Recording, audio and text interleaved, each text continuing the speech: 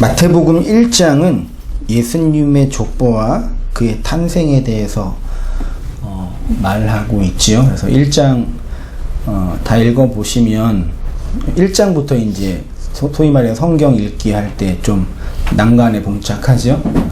낳고 해가지고 그게 이제 예수님의 족보가 기록되어 있기 때문인데, 이 족보와 탄생을 말하고 있는데 위에 4개의 구절은 마태복음 1장에 그리스도라는 단어가 나와 있는 성경 구절을 성경 사전을 통해서 확인을 하고 발췌한 부분이에요. 그리스도라는 부분이요. 성경은 마리아에게서 그리스도가 탄생한 책이죠. 1장 1절에 아브라함과 다윗의 자손 예수 그리스도의 계보가 탄생의 책이라 그랬어요. 여기 차 타고 오다가 우리 집사람이 언뜻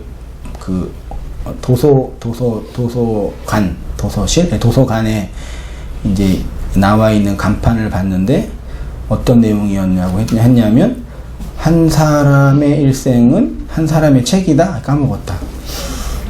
그러니까 한 사람은 한 사람의 책이다. 그 사람을 읽는 거다.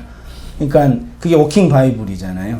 우리는 한 사람의 책을 보면 한 사람을 보면서 한 사람의 책을 읽는다. 그런 식의 이제 뉘앙스로 얘기를 하더라고요. 그게 이제 말하자면 예수 그리스도가 탄생한 책이에요. 누가요? 우리가요? 우리 인생이요. 그게 욕망하는 여자를 진리로 가르쳐서 그리스도를 낳는 내용이 기록된 책이다. 그랬는데 그것을 이제 마태는 구약적 배경이 있었기 때문에 구약 성경을 통해서 그리스도를 설명하고 있어요. 그래서 그리스도라는 단어를 잠깐 보게 되는데 자주 말씀드리지만 또 자주 하는 거일수록 또 다 아는 건 아니시더라고요. 그리스도라는 단어가 무슨 뜻이죠?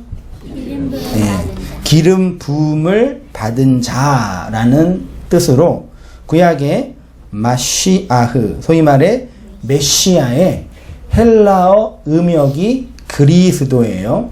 신약 성경 전체 성경 구절이 약 8,000절이라고 하는데 그리스도가 기록된 성경 구절이 609절 정도 된대요. 그러니까 대략 13절 정도 읽으면 그리스도라는 단어가 나오는 거니까 아주 양과 분량이 많이 있죠.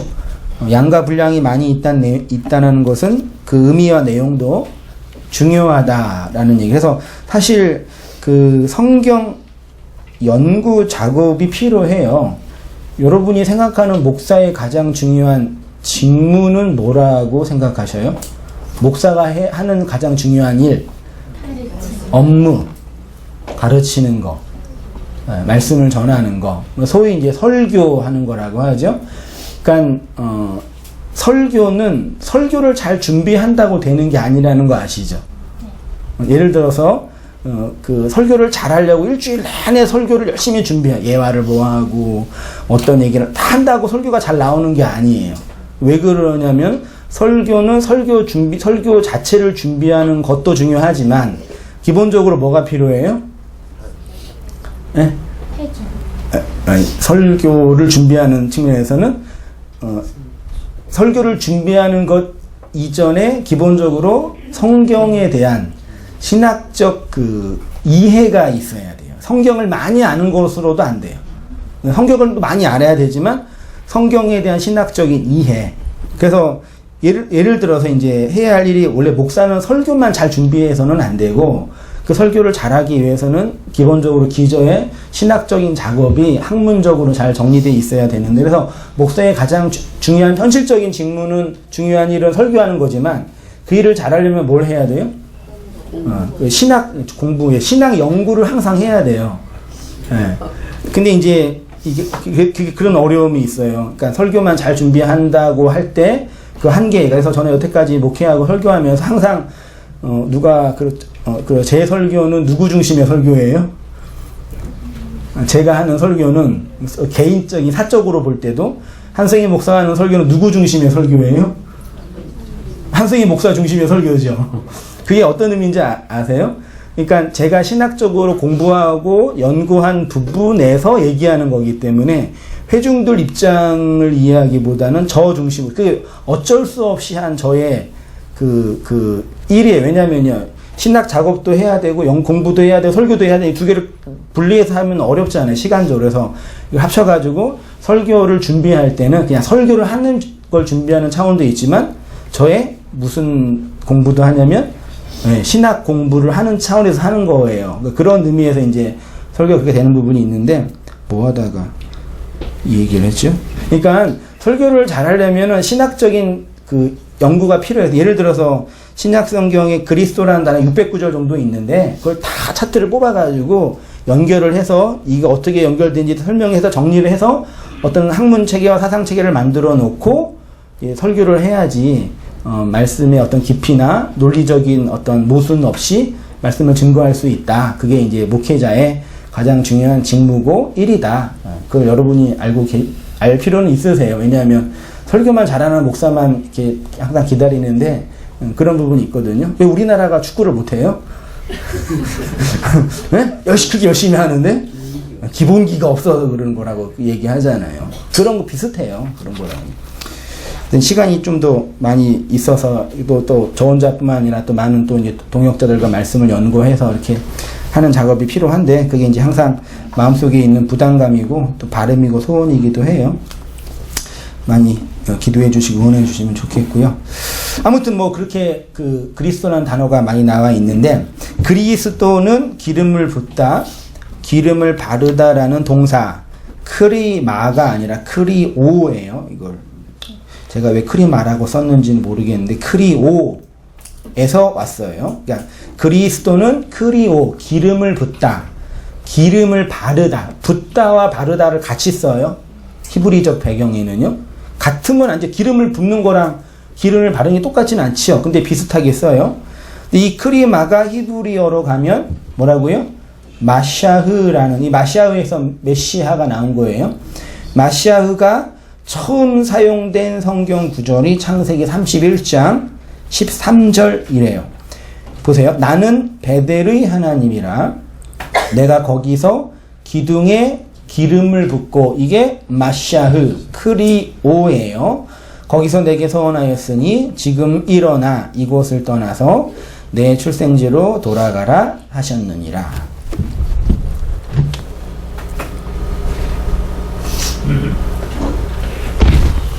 그 창세기 31장의 내용은 어떤 건지 알죠? 야곱이 이제 바다나람 그 삼촌 집에서 몇십 년 동안 고생하고 다시 고향으로 돌아갈 때 있는 이야기인데, 이 31장에 베델의 하나님이라 내가 거기서 기둥에 기름을 붓고 서원했다 그랬죠. 이게 언제예요? 창세기 28장이에요. 네, 28장을 봐야 되겠죠. 28장 10절부터 좀 길지만 22절까지 같이 한번 읽어보겠습니다. 시작.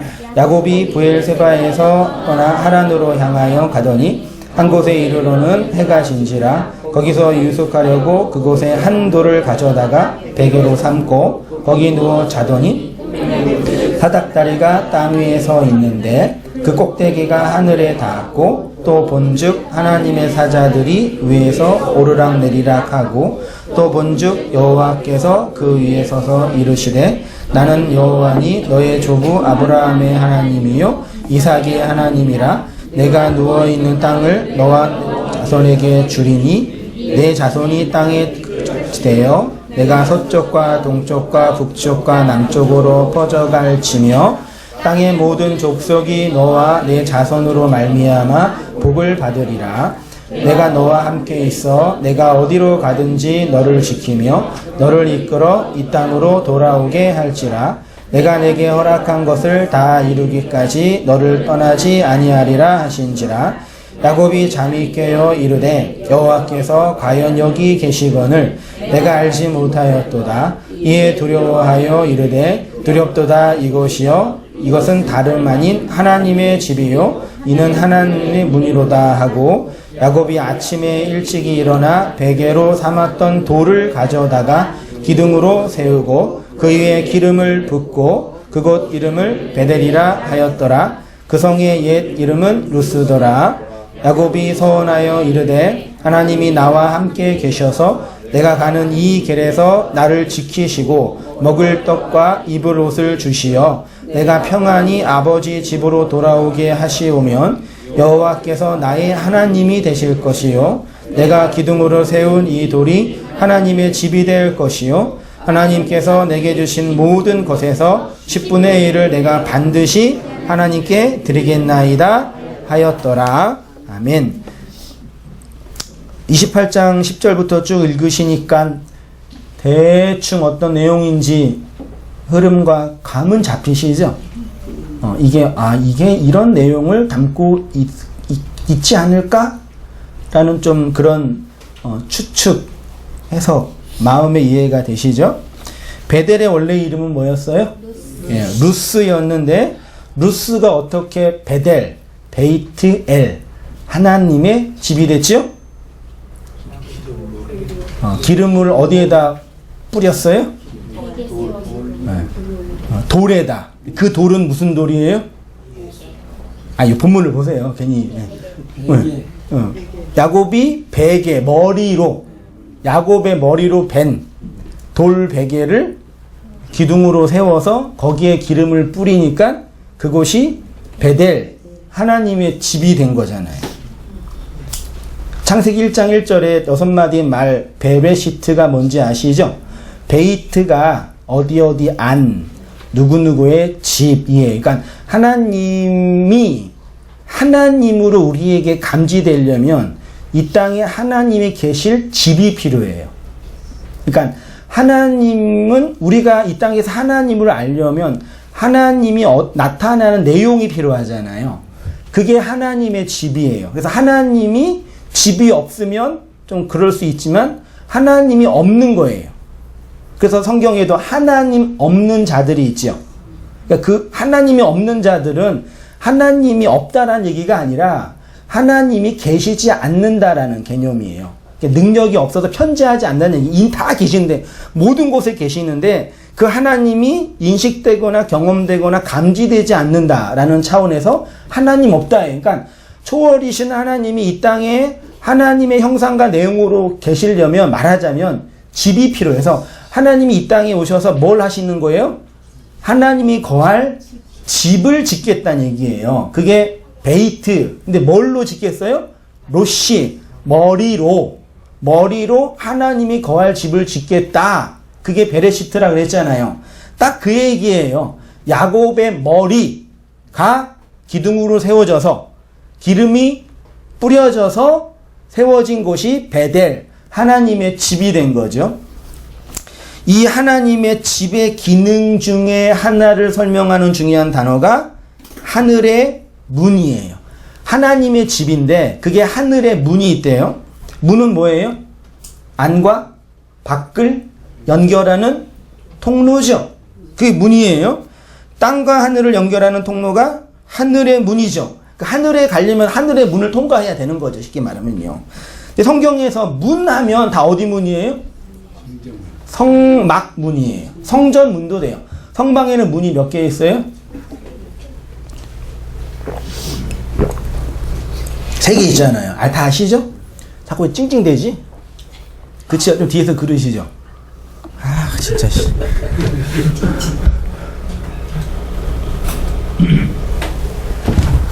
전문용어로 하울링? 성막에는 문이 3개 있어요. 성전에는 문이 몇 개 있어요? 12개 있잖아요. 네.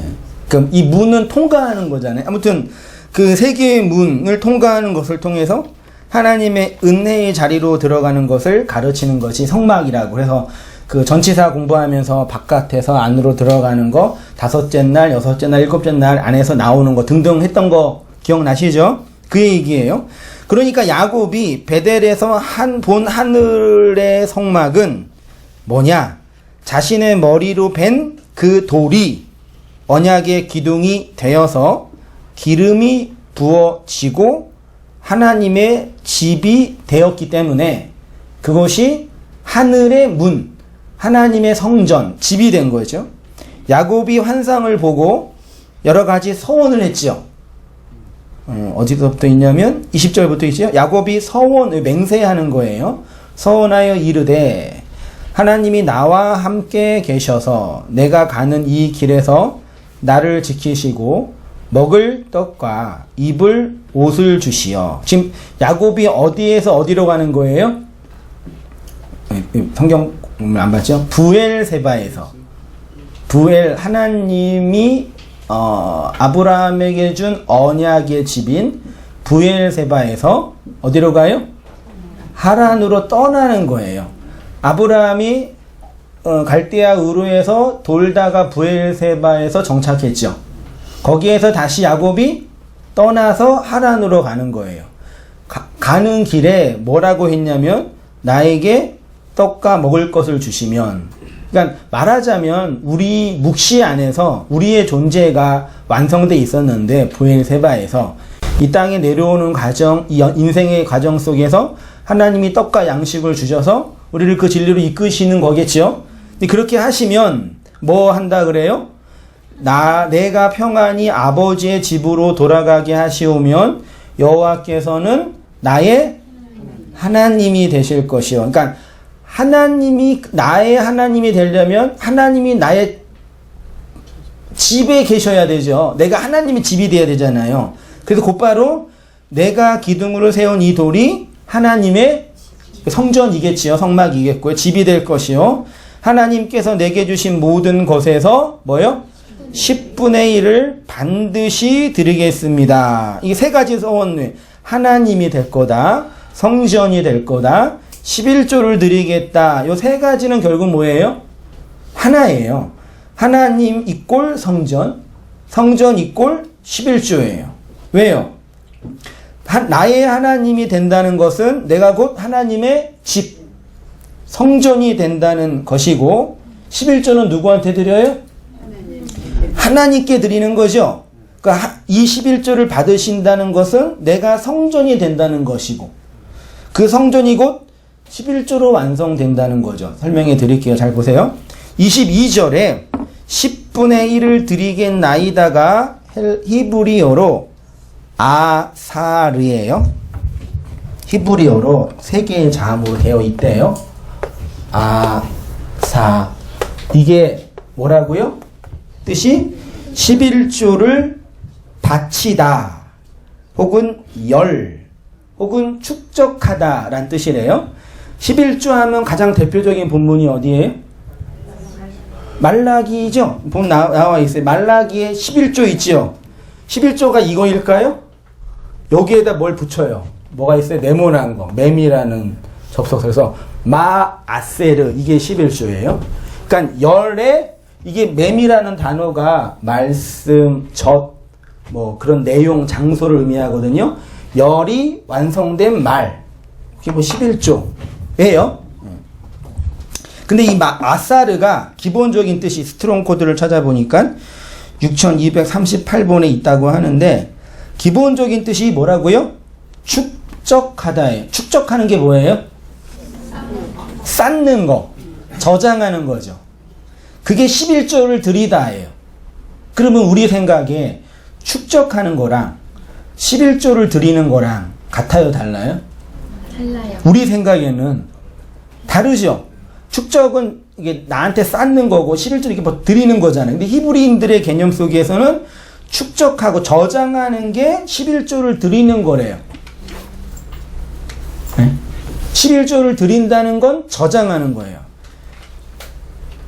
그래서 그래서 11조를 드리는 것은 하늘에 쌓는 것이라고 표현하죠. 흔히 그러잖아요. 그렇잖아요.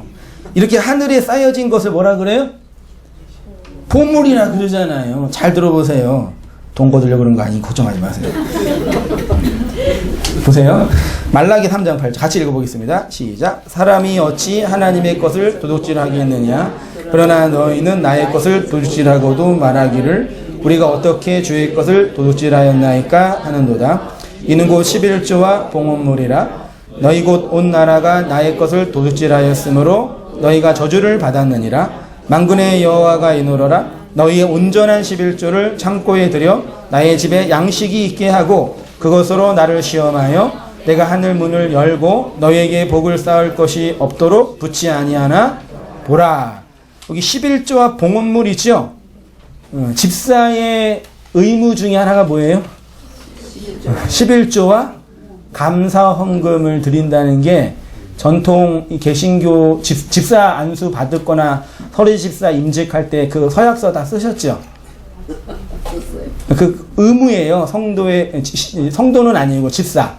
그래서 집사를 주려고 그러는 거예요. 그래서 진짜 헌금을 제대로 내려면 번 돈의 10분의 1만 내는 게 아니라 우리 아버님이나 이렇게 열심히 헌금 내신 보니까 거의 한 10의 2, 3조. 좀 잘 내신 분은 한 3조 정도 내셔야 되고, 좀 약하시면 한 1.5조 정도. 실제로 헌금을 이렇게 11조만 있겠어요. 감사 헌금에, 절기 헌금에, 건축 헌금에, 건축 적금에, 무슨 건축 헌금과 건축 적금이 따로져 있죠. 그리고 1,000번째 봉투 만들면 엄청나요. 그러니까 제대로 헌금 생활 하려면 그렇게 해야 되잖아요. 그래서 이게 이제 우리 개신교의 성도, 집사의 의무, 11조와 감사 예물. 그 근거가 이거예요. 11조와 봉헌물이라고 하는데, 이 봉헌물은 예물이래요. 그러니까 재물이라고 되어 있어요. 10절 보시면 근거가 됐죠. 만군의 여호와가 이르노라 너희의 무슨 11조요?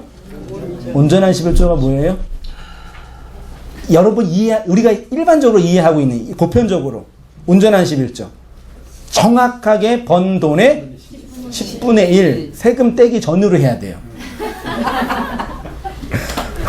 당연한 거 아니에요? 국가에다 내면서 교회는 왜 안 내요? 그게 딱 10분의 1이 온전한이잖아요. 근데 이 온전한이 원어로 보니까 12번인데 콜이에요. 모든이에요. 혹은 완전한 전체.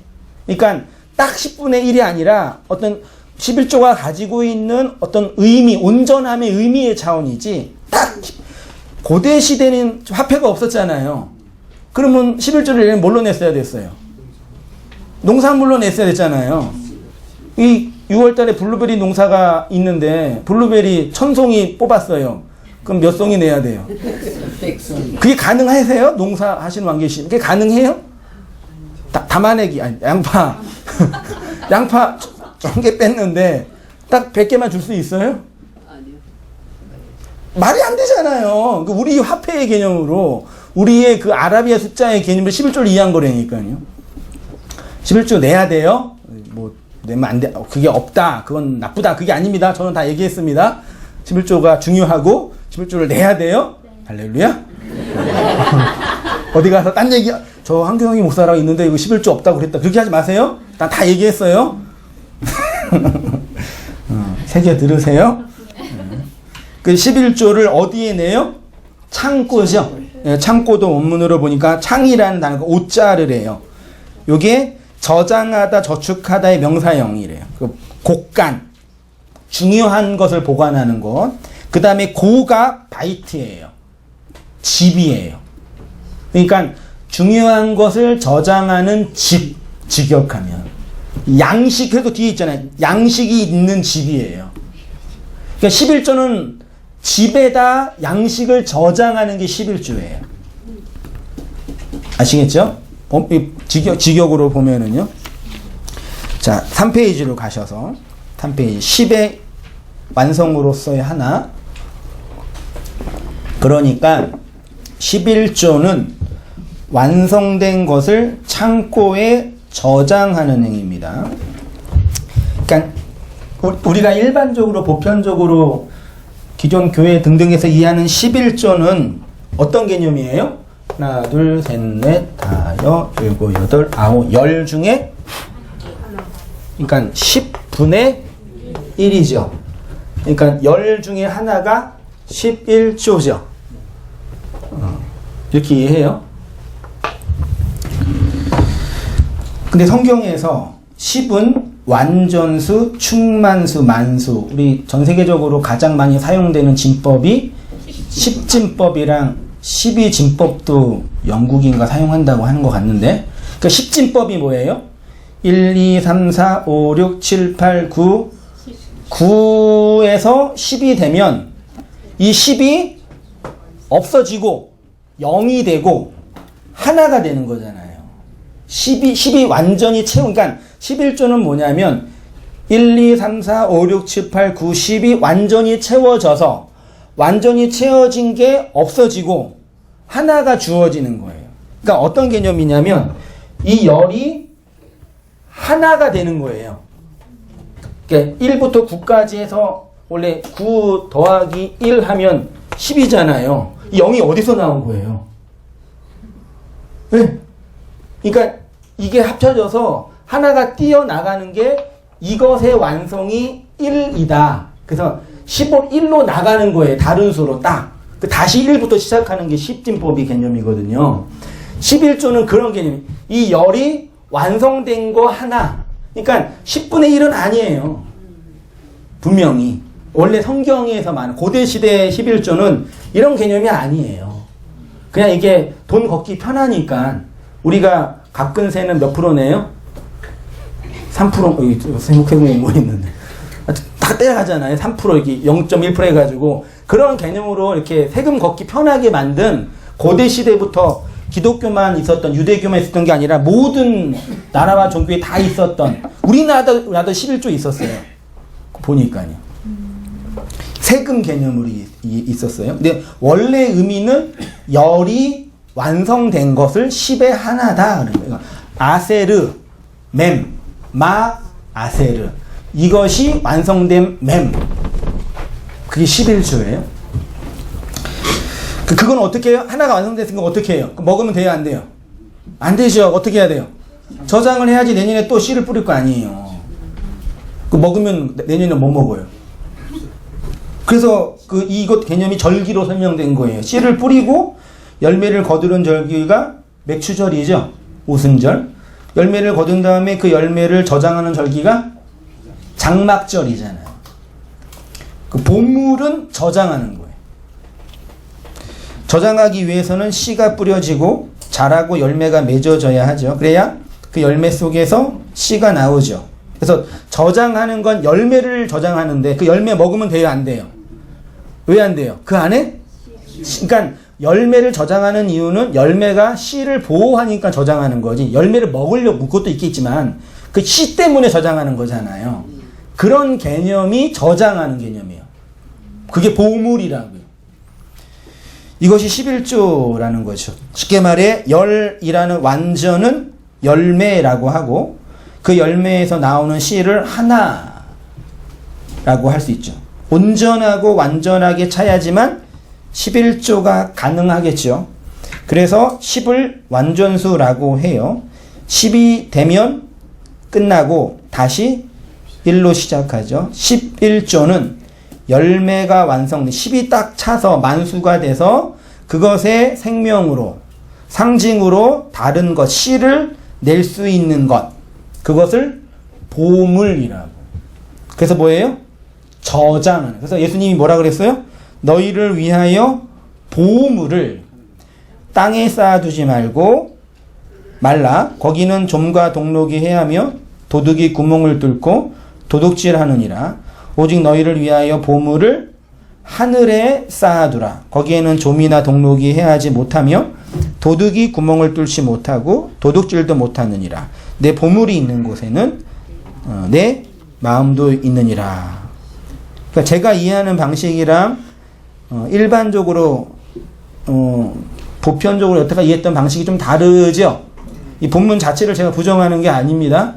저도 성경 가지고 설교하지 뭐 도마복음 가지고 설교해요. 제가요. 경전 가지고 설교하는 거죠. 여기 보물이 헬라어로 데사우로스예요. 데사우로스. 이게 보물 혹은 보물 창고예요. 동방박사가 예수님께 뭘 드렸어요? 황금과 유황과 유황은 죽지.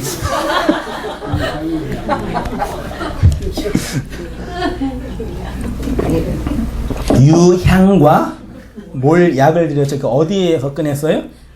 보배합이에요. 보배합이 뭐예요? 그게 데사우로스예요. 근데 그걸 보배합으로 번역을 해 주신 거죠.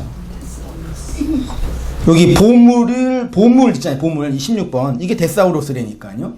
보물을 하늘에 쌓아두라 그랬죠. 쌓아두라가 데사우로스의 동사형. 데사우리 조래요. 그러니까 쌓는 것이 완성되면 보물이 되는 거예요. 보물을 쌓으면은 쌓는 것이 완성되면 보물이 되고 보물은 쌓아지는 거예요. 그게 귀한 것이 저장된 것이라고요. 읽었고요.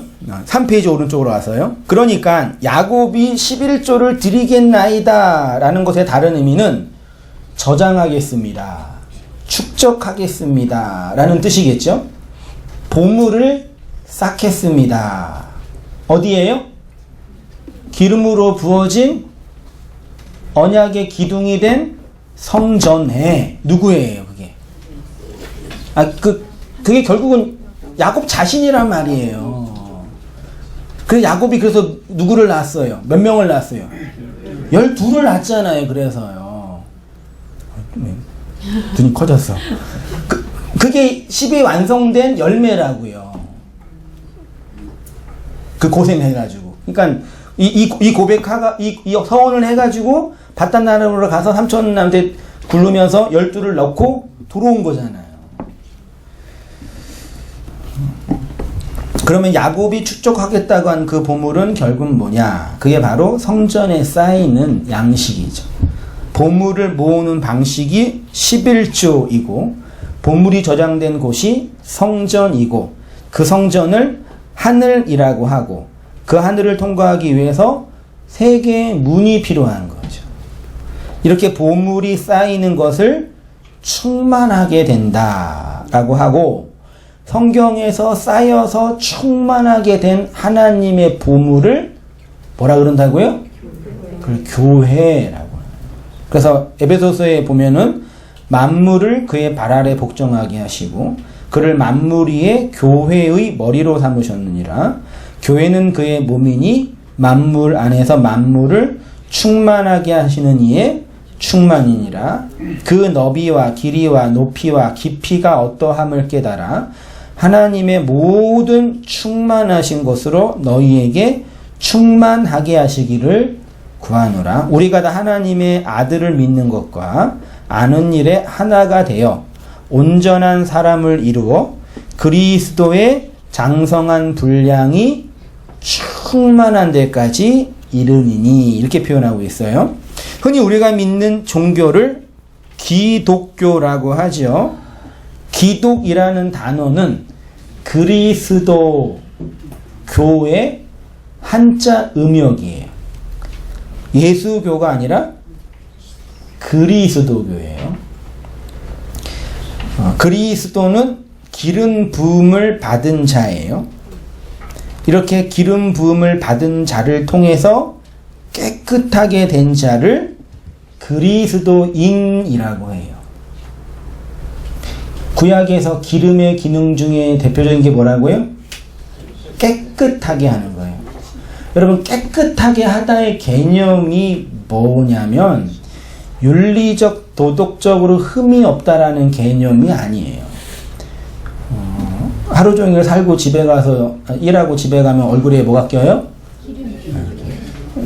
때가 끼죠? 그 때는 뭘로 씻어야 돼요? 비누로요. 비누는 뭘로 만들어요? 비누로 기름을. 우리 살에 있는 이 때도 뭐예요?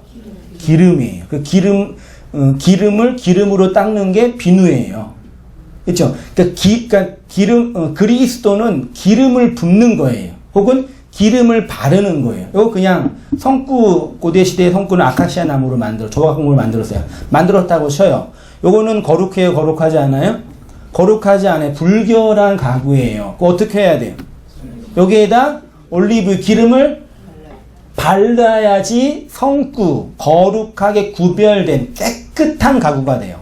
그러니까 깨끗하다는 얘기는 내가 윤리적으로 도덕적으로 성화하고 수양해서 깨끗한 사람이 되는 게 아니라 밖에서 기름이 발라지는 거예요. 우리 집 가는 길에 뉴타운 가는 길에 건물 참 종교인들은 건물 투자를 잘하는 것 같아요. 건물을 하나 졌는데 원불교 건물이에요. 1층에는 세를 주고 2층부터는 이제 국선도 그 다음에 있는데 앞에 큰 이렇게 전광판이 있는데 길 가다가 보니까 어떤 글귀가 있냐면 도는 우리 집사람이 가르쳤는데 까먹었네. 아유, 중이 되게 감동적인 얘기였는데 뭐라 그래? 참 크게 얘기해 주세요. 까먹었어요? 당신도? 자력으로 뉘앙스는 이거예요. 자력으로 나를 깨끗하게 하는 방식을 배우는 게 원불교다 이렇게 얘기해요. 스스로 나를 깨끗하게 하는 방식을 배우는 게 불교래요. 원불교예요. 이게 자력구원이잖아요. 근데 그리스도교는 스스로 백날 깨끗하게 하도 될 수는 있겠죠. 비교로 상대적으로. 그게 아니라 밖에서 깨끗한 게 이렇게 나를 씻는, 이렇게 발라지는 개념이에요. 그게 기름을 붓다라는 의미라고. 정확하게 대조가 되죠. 그리스도교와 이 자력구원의 차이점을요.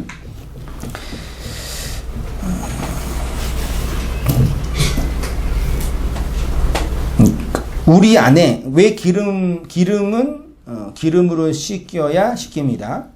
우리 안에는 왜곡된 말씀이 있어요. 선악과 먹은 자 안에 있는 본성과 성향이죠. 그러니까 아무리 아침에 깨끗하게 비누나 폰 클렌싱으로 진짜 미치겠네. 아무튼 그걸로 씻어도 아침에는 깨끗하지만 하루 동안 살면은 여기 또 기름때 묻죠. 그러니까 우리가 살고 있으면 어쩔 수 없이 기름이 나오잖아요. 말하자면 우리는 왜곡된 기름을 내는 존재들이에요. 우리의 성향과 본성 자체가 왜곡된 말을 이렇게 내요. 그러니까 구원을 받고 구원의 확신이 있다는 얘기는 나는 더 이상 왜곡된 말씀을 만들지 않아요가 아니에요. 우리가 진리가 되고 그리스도인이 되고 그리스도들이 됐다는 얘기는 내가 더 이상 밖의 영향과 안의 유혹 없이 완전하게 됐다라는 의미가 아니에요. 그런 의미가 아니에요. 구원의 확신이나 하나님의 주권으로 구원이 이루어지는 거는 그게 아니에요. 여전히 우리는 은혜를 받고 진리를 들어도 우리 안에서 계속 나오는 거는 왜곡된 말이라고요. 맞나요? 저만 그러는 거 아니죠? 이게 나온단 말이에요. 근데 구원의 확신과 구원이 완성된다는 개념은 이게 안 나온다는 얘기가 아니라 하나님이 그리스도의 말씀을 덧입혀 준다라는 언약이 이루어졌다는 얘기란 말이에요. 이게 우리 그리스도교의 가장 중요한 구원의 확신교리의 핵심이라니까요. 내가 깨끗해지고 내가 온전해지고 내가 더 이상 다른 사람과 비교해서 뭐 죄를 덜 짓고 뭐 수준 높아지는 개념이 아니란 말이에요. 여전히 나는 살면서 죽을 때까지 숨쉬는 순간까지 숨쉬는 모든 것 자체가 들어온 게 나오는 거죠. 말하자면 산소를 먹고 이산화탄소를 내뿜잖아요. 이 존재 자체가 들어온 게 나와요. 그래서 인간의 가장 큰 고통은 노동하는 고통, 힘든 일을 하는 고통도 있지만 그냥 존재하는 것 자체가 힘들잖아요. 그 가끔 이렇게 사람 보면 별로 힘들지도 않은 사람 보는데 힘들어하는 사람 있잖아요. 그냥 이렇게 인간으로 존재하는 것 자체가 미치는 거예요. 참. 그래서 3살짜리도 존재하는 거 힘들고, 어르신도 힘들고, 다 힘든 거, 이게 있는 것 자체가요. 인간만 느끼는 고통이란 말이에요. 그게 우리 안에서 끊임없이 왜곡된 말이 나오는 거예요, 이렇게요. 그러니까 구원의 확신과 구원의 적용과 하나님이 우리를 구원으로 인도한다는 개념은 그런 우리에게 기름칠을 항상 하신다는 얘기죠. 말씀을. 이게 하나님의 언약이고 개혁주의 신학이 믿고 있었던 성도의 견인 말하자면 구원을 이룬다, 완성된다 라는 뜻이죠. 그쵸? 우리 자체가 뭐 죄가 상관없는 존재가 된다 뭐 그런 개념이 아닙니다. 그 더러움을 깨끗하게 하는 말씀이 그리스도의 말이에요. 그래서 그리스도의 말이 있어야 깨끗하게 돼요. 목사의 말이 아니라 감동적인 말이 아니라 그리스도의 말, 기름 부어진 말이에요. 요한일서 5장 4절 보세요. 무릇 하나님께로 난 자마다 세상을 이기느니라. 세상을 이기는 승리는 이것이니 우리의 믿음이니라. 예수께서 하나님의 아들을 믿는 자가 아니면 세상을 이기는 자가 누구냐? 이는 물과 피로 임하시니 곧 예수 그리스도라. 물로만 아니요 물과 피로 임하셨고 증언하는 이는 성령이시니 성령은 진리이니. 성령의 일이 뭐라고요? 증언이에요. 그래서 진리예요. 증언하는 이가 셋이니 성령과 물과 피라. 또한 이 셋이 합하여 하나니라. 만일 우리가 사람들의 증언을 받을진대 하나님의 증거는 더욱 크도다. 하나님의 증거는 이것이니 그의 아들에 대하여 증언하는 것이니라. 이제 중요하게 제가 말씀드리고 싶은 건 6절 하반절에 증언하는 이는 뭐라고요? 성령이에요. 성령은 증언하는 영이에요. 그게 진리의 영이에요. 그러면 성령은 무엇을 증언해요? 네, 그걸 한마디로 말하면 하나님을 증언해요. 그게 하나님을 그러니까 하나님이 이 세상에 뭘로 존재하세요? 말하자면 말씀으로 존재한다고요. 그러니까 하나님을 증언한다는 얘기는 말씀을 증언한다는 얘기예요. 그 하나님은 증거되어져야 돼요. 무엇으로요? 말씀으로요. 성령의 가장 핵심적인 기능과 본질은 우리가 흔히 말하는 성령론 할 때 성령의 은사, 성령의 능력을 많이 말하죠. 성령은 어떤 은사하고 능력이다. 그렇게 말하는 이유가 본질이 성령은 은사나 힘의 개념으로 설명된 이유가 증거하는 영이기 때문이에요. 그 성령을 받으면 능력을 받지요. 무슨 능력을 받아요? 네. 증거의 능력을 받아요. 그러니까 이걸 또 전도라고 단순하게 또 적용하시면 안 돼요. 그러니까 증거를 어디에 해요? 누구에게 해요? 하나님을 말씀으로 증거하잖아요. 어디에 해요? 누구에게 해요? 제일 먼저 나한테 하잖아요. 그 성령 받으면 능력이 생겨서 나에게 하나님의 진리를 증거한단 말이에요. 이해되시죠? 성령의 핵심은 깨달은 말씀이에요. 예수님이 친히 내가 이르는 말 흐레마가 영이요 생명이라고 하셨습니다. 그 말은 그러니까 하나님의 말씀이 영이다라는 얘기는 그 말은 깨달은 말, 해석되어진 말, 풀려진 말, 열려진 말이에요. 그래야지 그게 영이고 그 그리스도의 영, 하나님의 영이 있는 곳에 뭐가 있어요? 자유함이 있단 말이에요. 언제 자유예요? 하나님의 말씀에 의해서 해석되어진 말씀이 있을 때 자유하죠. 지난주 설교를 들으신 어떤 인터넷 성도님이 인터넷에 댓글을 다셨는데 뭐라고 다셨냐면 설교를 다 듣고 나니까 지나온 저의 인생이 그때 왜 그렇게 되었는지 알 수 있게 되었습니다. 이 고백 쉬워요? 이거 별거 아니죠? 근데 사람들이 알아요? 백날 가르쳐 보세요. 몰라요. 귀 막고 눈 막고 코 막으면 안 되지. 다 막아서 아무 얘기도 안 들어요. 자기 욕망과 자기 편견에 갇혀서 그게 진리인 양 살아요. 근데 밖에서 들리는 어떤 말이 그리스도의 그 말을 영으로 해석하고 들리니까 내가 그때 왜 그렇게 행동하고 왜 그렇게 바보처럼 하고 왜 그렇게 왜곡된 습관과 간습으로 그런 행동을 했는지 해석이 된 거예요. 그게 용서예요. 그게 안식이고요. 이게 진짜 어렵다고요. 죽었다 깨어나도 어떤 분은 한 번도 못하고 갈 수 있단 말이에요. 아침에 어떤 집사님이 그런 얘기 하시던데 그 김종필 씨가 돌아가셨잖아요. 우리나라 삼김 씨가 드디어 끝났는데 삼시대가. 그분이 대단한 그 정치 가고 또 언변 가잖아요. 그런 말을 했대요. 정치는 허업이다. 허업이 뭐예요? 존재하지 않는 일, 헛된 일이다. 그러니까 열심히 평생 정치를 했는데 헛되고 헛되니 모든 것이 헛되고 쓸데없는 일을 했다. 우리 인생이 뭐예요? 허업이죠. 맞나요? 근데 왜 해요? 쓸 때가 있어서 하는 거예요. 이거 알려고요. 아, 그때 그래서 내가 그렇게 했구나. 그분이 정말 그 그리스도를 통해서 그걸 알았으면 구원 받으셨을 거고, 아니면 그냥 달라이 마야처럼 그 정도까지만 있다가 그냥 아, 인생이 그런 걸 알고 가셨겠죠. 이렇게 나를 돌아보게 하는 그거는 내 밖에 있는, 내 안에 있는 것으로 되는 게 아니라 밖에서 기름 부어진 그리스도의 말, 해석되어진 말로만 가능해요. 그래서 그 영이 있는 곳에는 자유함이 있습니다. 기름이 영이니까 그리스도는 영을 붓는 자입니다. 그런데 그 영은 말씀입니다. 말씀을 붓는다는 것은 말씀을 가르친다라는 얘기죠. 그래서 기름을 붓는다는 것과 말과 진리를 가르친다는 얘기는 같은 거죠. 그러나 너희는 택하신 족속이요 왕 같은 제사장들이요 거룩한 나라요 그의 소유가 된 백성이니 이는 너희를 어두운 데서 불러내어 그의 기이한 빛에 들어가게 하신 이의 아름다운 덕을 선포하게 하려 하심이라 그랬죠. 그리스도인의 삶이란 그리스도와 더불어 왕 노릇하고 선지자 노릇하고 제사장 노릇하는 삶이에요.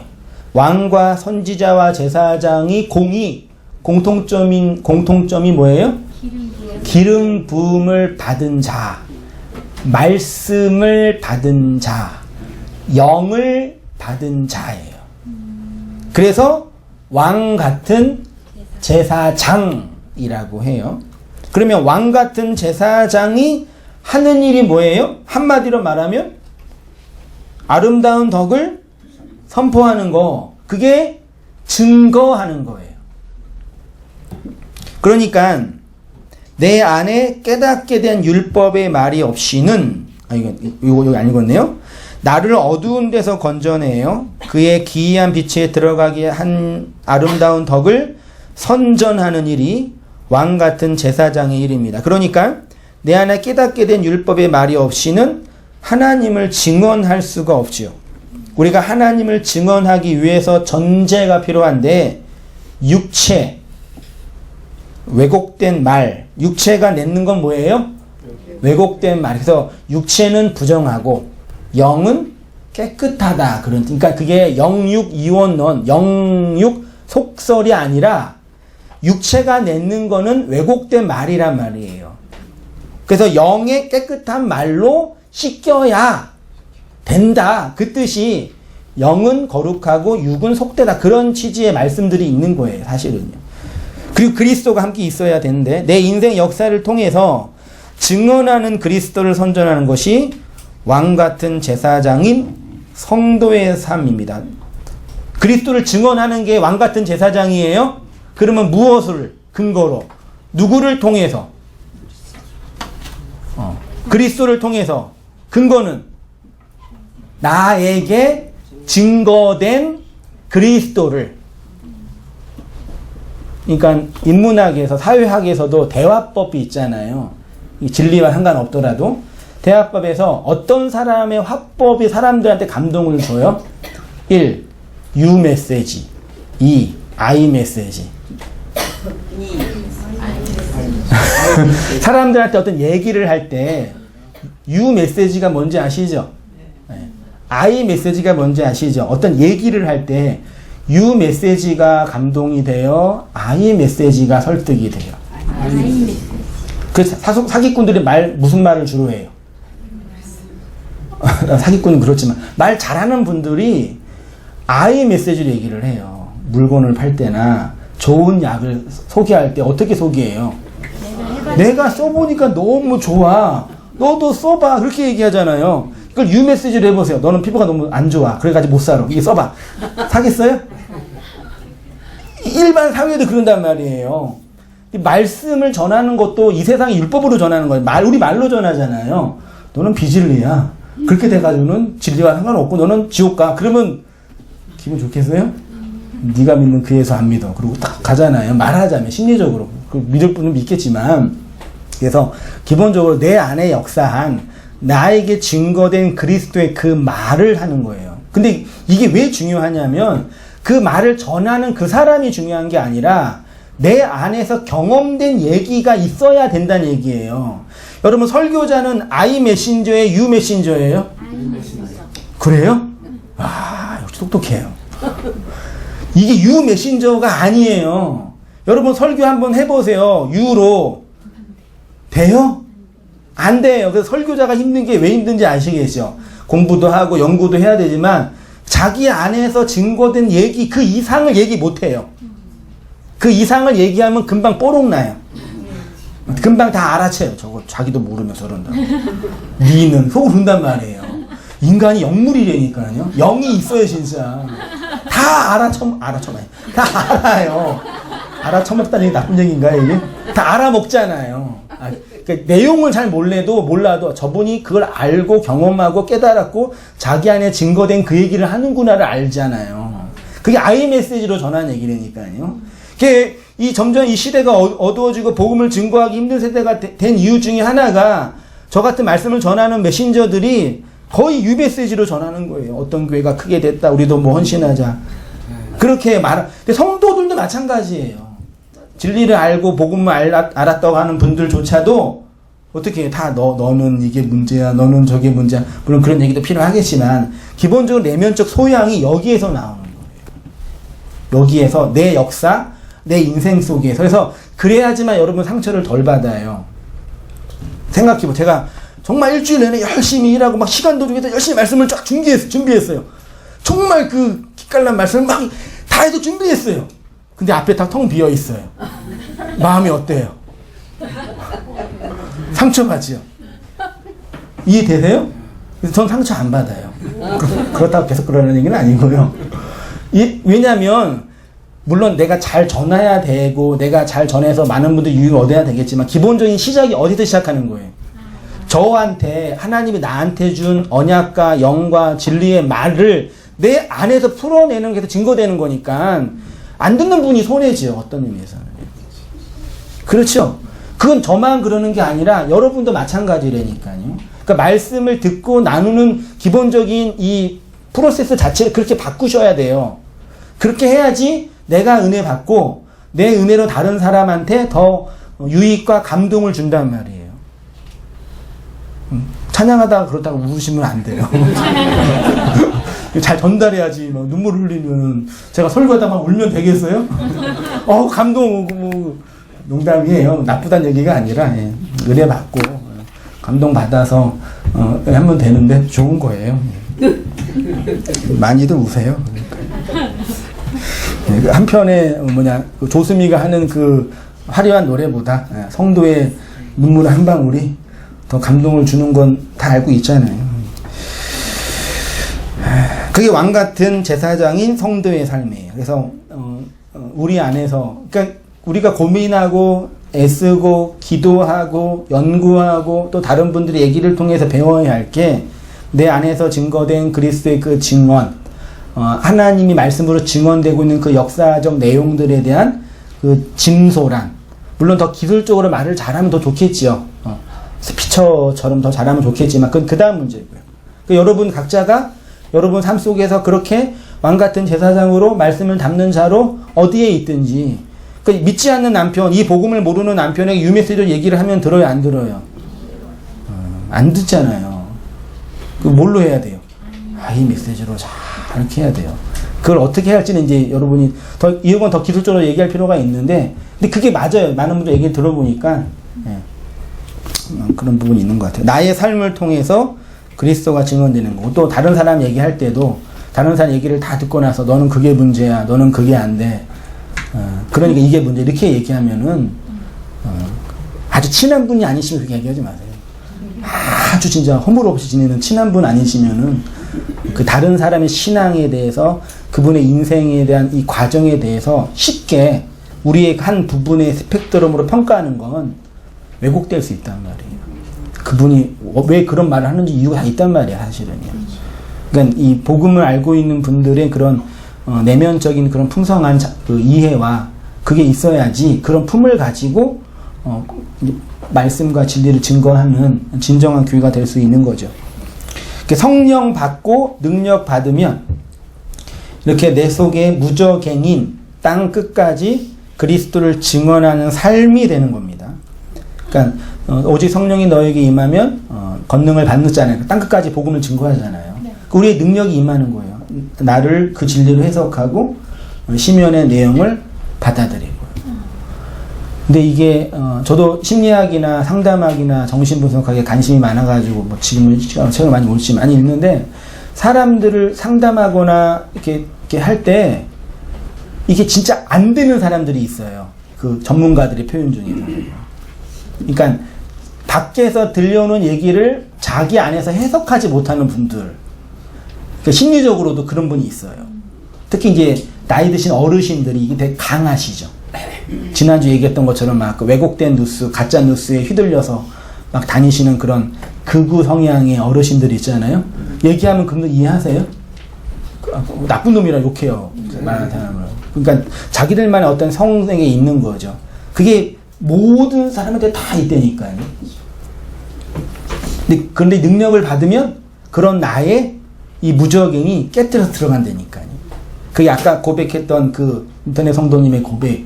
아주 심플하고 단순한 고백이지만 진짜 중요하다니까요. 그렇게 해석되어지고 받아들여지는 인생의 품이 많아질수록 우리가 풍성하고 온전한 11조로 창고가 아주 풍성해지는 거죠. 그렇죠? 그러면 그 풍성한 양식으로 뭐 하겠어요? 전하고 그게 요셉의 자리잖아요. 그게 구제하는 성도의 삶이고 교회의 삶이고. 그러니까 이 땅에 우리 교회가 지역교회든 개인의 성도님이든 교회로 존재할 유일한 목적과 이유는 이거라니까요. 허업이잖아요. 돈 많이 벌면 좋지요. 그래서 우리도 더 돈 많이 벌어서 헌금 많이 하셔서 지상으로 올라가고 돈을 더 크게 해주고 뭐냐 좋지요. 그게 우리 나빠요. 근데 그건 허업이에요. 그거 알고 있잖아요. 그 필요하면 하고 그 성도가 정말 많아가지고 미어 터지면 그 해야 되겠죠. 아직 그러진 않은 그럴 필요는 없잖아요. 근데 그런 게 허업인 줄 알면서 아는 그런 것 자체가 중요한데 그 본질이 우리 안에 하나님의 말씀으로 풍성하게 되어지는 그 내용이 성도님 각자 한 분 한 분 또 저를 비롯해 모든 분들 이렇게 있는 게 저의 개인적인 바람이고 또 교회를 또 앞에서 인도하는 또 이 리더자의 소망이고 또 성도님 그렇게 살아가는 게 하나님 기뻐하는 일이라고 좀 믿고 있으니까요. 그렇게 힘쓰시길 바랍니다. 아직 안 끝났어요? 밑에 읽었고요. 이것을 읽어볼게요. 지난주에 말씀 들었던 인터넷 성도님이 이런 고백을 했습니다. 말씀을 들으니까 지나온 저의 인생이 그때 왜 그렇게 되었는지 알게 되었습니다. 그리스도의 영이 내 인생을 해석하니 그 인생이 그리스도를 증언하는 인생이 되는 것입니다. 이것을 신약교회는 어떻게 시작했냐면 안수로 시작했어요. 안수요. 그 성령 받은 사도들이 한 게 뭐예요? 안수하면서 성령 받으라. 그래서 너희가 예수를 믿을 때 성령을 받지 않았느냐? 그런 성령 모른대요. 안수를 해주고 성령 받았지요. 이건 사도행전에 무수히 나와 있어요. 이걸 신비주의 교회 목사들이 이용해가지고 뭐 임파테이션이네니 뭐 해가지고 안수해가지고 뭐 뜨겁게 하고 그렇게 얘기하잖아요. 그 잘못된 적용이죠. 원래 안수는 뭐예요? 원래 첫 번째 안수는 언제 했냐면 그 뭐죠? 죄를 전가할 때 구약에서는 전가할 때 머리에 안수를 했잖아요. 신약에 와서는 사도들한테 어떻게 회복됐냐면 지식을 전달하고 말씀을 가르치고 순종과 복종의 상징으로 안수한 거예요. 목사가 될 때 뭘 받아요? 안수를 받아요. 어디에서 받아요? 노회에서 받아요. 그 노회에서 안수를 받았다는 얘기는 이 노회의 가르침을 따라서 내가 목회를 하겠습니다라는 상징적 사건이에요. 그렇죠? 그래서 그 목사가 그 노예의 가르침과 다른 얘기를 하면 어떻게 돼요? 제명 당하는 거예요.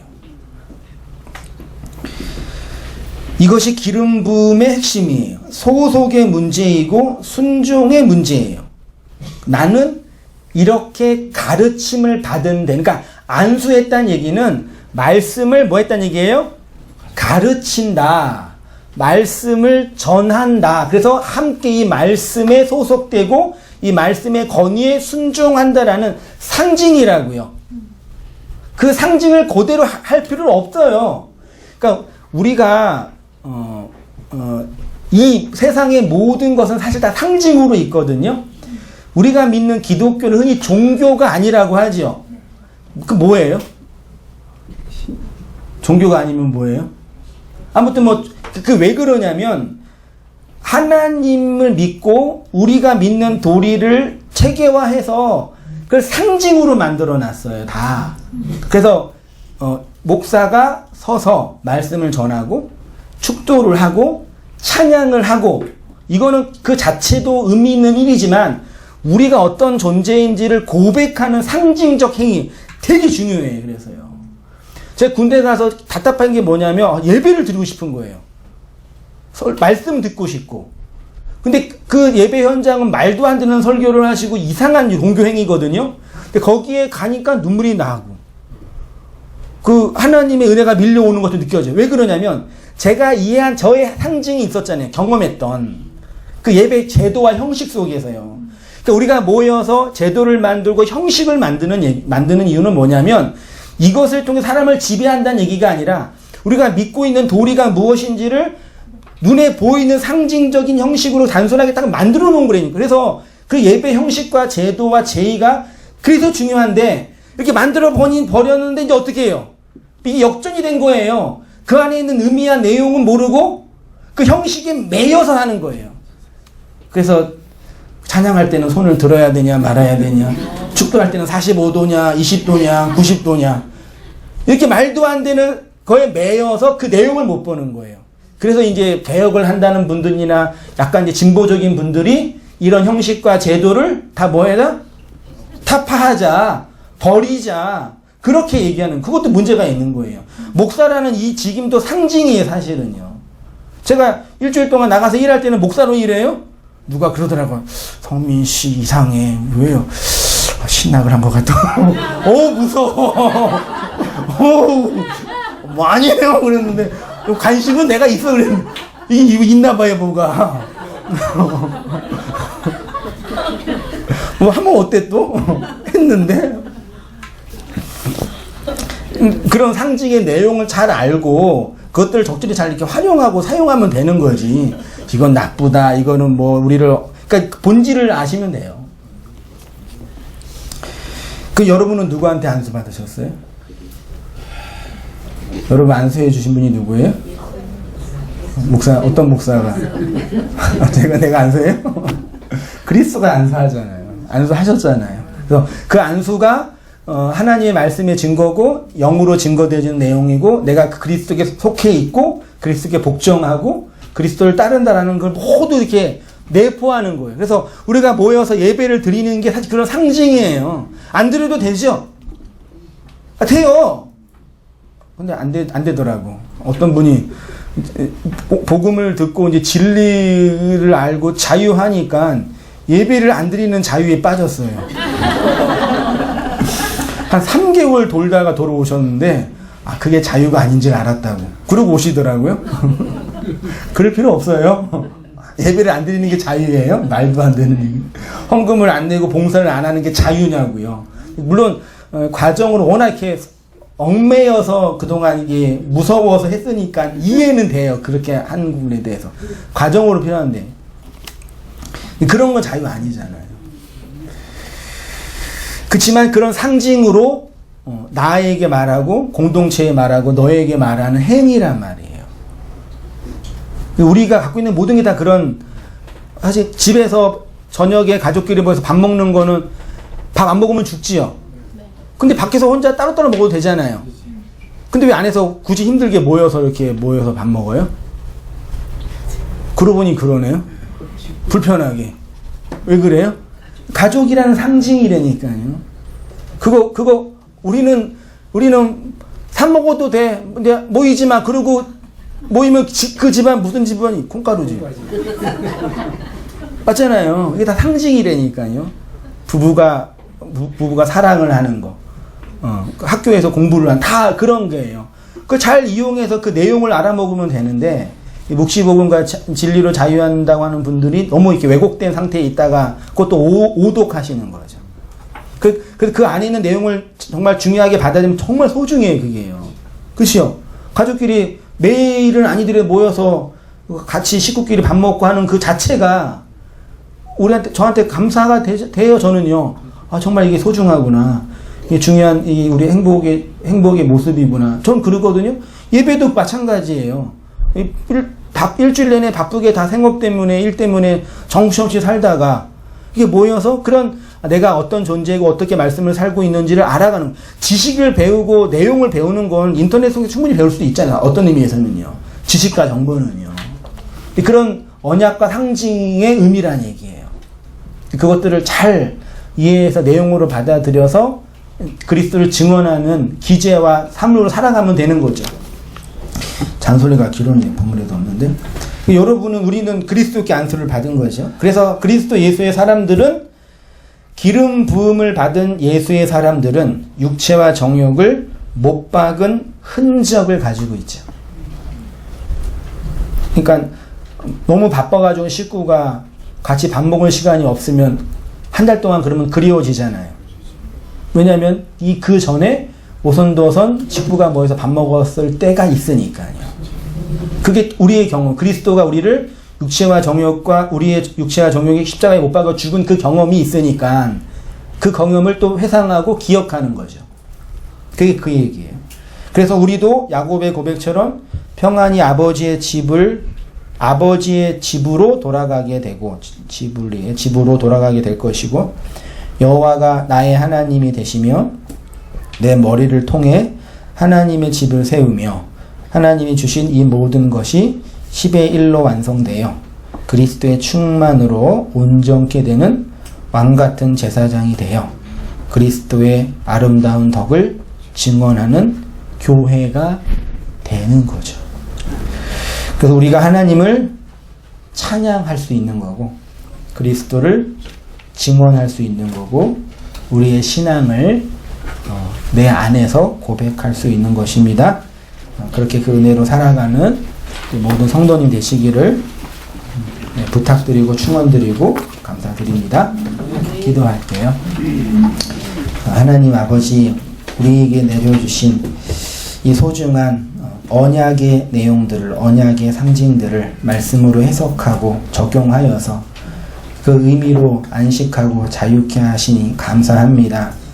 지나온 인생에 얼마 안 되더라도 그 속에서 구비구비마다 말씀하시고 조명하시고 깨닫게 하신 성령의 은혜와 그리스도의 기름 부음을 받아서 언약의 머리로 주의 성전으로 세워져 가는 우리의 인생인 것을 배우고 경험하고 있사오니 헛되고 헛된 허업인 이 세상에서 하나님의 그 의미와 내용과 안식을 얻어서 하나님의 백성으로 살아가는 저희의 모든 삶들이 다 되어지도록 아버지 인도하여 주시옵소서. 하나님의 성전과 교회로 10의 하나로 완성된 양식으로 하나님 나라의 보물로 차곡차곡 쌓여가는 저희의 삶이 다 되어지도록 주님 인도해 주시고 은혜 내려 주시옵소서. 감사드리며 예수님의 이름으로 기도합니다. 아멘.